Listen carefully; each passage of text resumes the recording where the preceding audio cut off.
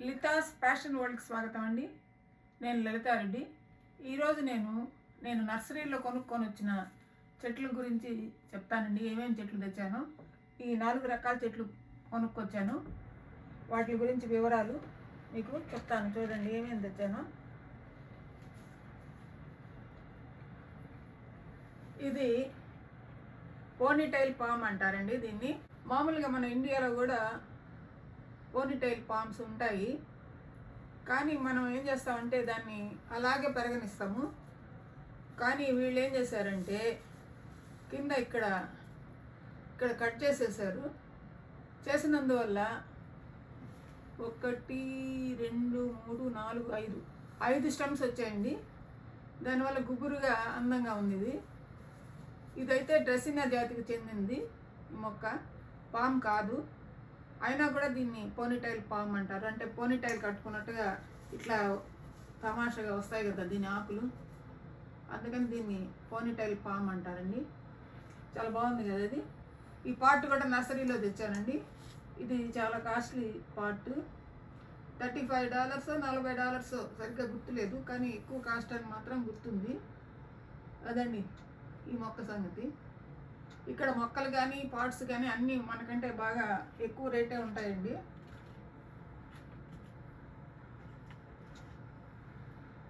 ఆ తర్వాత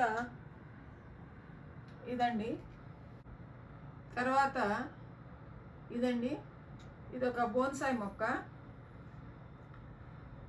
ఇది ఫైకస్ జాతికి చెందిన బోన్సాయి అండి. ఈ జాతికి చెందిన మొక్కలు కింద చూడండి, కార్డెక్స్ ఎంత లావు ఉందో చూడండి,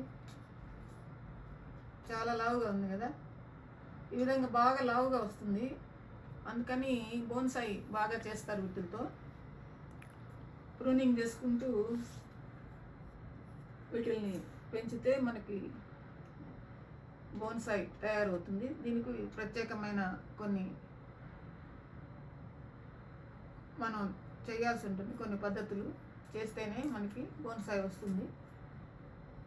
బోన్సాయి చేయడానికి చాలా రోజులు పడుతుందండి ఒక మొక్క బోన్సాయి చేయాలంటే. దీన్ని పెద్ద వృక్షంలాగా అనిపించేటట్టుగా మనం ఈ ఆకులు కూడా మనం కట్ చేయాలి, గుబురుగా వస్తాయి అప్పుడు. చూడండి ఎట్లా ఉండేది ఈ ఫైకస్ బోన్సాయి. అంతేకాకుండా ఇక్కడ మనము ఎన్ని నీళ్ళు పోయాలి, ఎన్ని రోజులకు ఒకసారి పోయాలి, ఎంత లైట్ ఉండాలి అంతా కూడా దీని మీద రాసి పెట్టి ఉంటారండి వాళ్ళు. దీని మీద బోన్సాయి స్టేట్మెంట్ ప్లాంట్ అని రాసింది. ఆ వివరాలన్నీ కూడా వాళ్ళు మనకి ఇస్తారు. నీళ్ళు ఎట్లా పోయాలి అన్నీ కూడా, ఎంత ఎండ ఉండాలి అవన్నీ దీంట్లో ఉన్నాయండి. అదనమాట ఇది. ఇవన్నీ కూడా ఇండోర్ ప్లాంట్స్ అండి. ఇండోర్ గ్రీన్ హౌస్లో కొనుక్కొచ్చాను ఇవన్నీ. నేను ఇండోర్లో బాగా బతుకుతాయి. తర్వాత ఇది ఇంకొక చెట్టు అండి, దీని పేరు జీజీ ప్లాంట్. ఇవన్నీ కూడా మన ఇండియాలో బాగా వస్తాయి. దీన్ని జీజీ ప్లాంట్ అంటారు.